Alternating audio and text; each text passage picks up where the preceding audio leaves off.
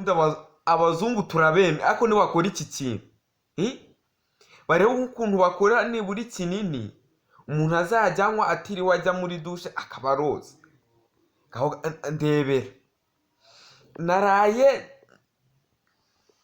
n'ibyuya byinshi n'iki naje nananiwe ndaryama n'ibitotsi ubu ntibyashize ubu nibwo nkibyuka n'ibyuya bya ubu yaba icyo kinini gihari nahita nyinywa ngakomeza nkiryamye aho ndebera ko bakoze umuti uvura impiswi bagakora umuti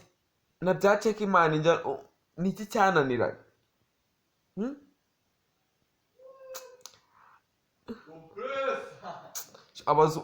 abazungu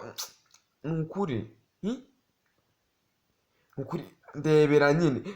naraye nanasuze sinitawaza kandi mfite n'ibyuya ubu mwabikoze koko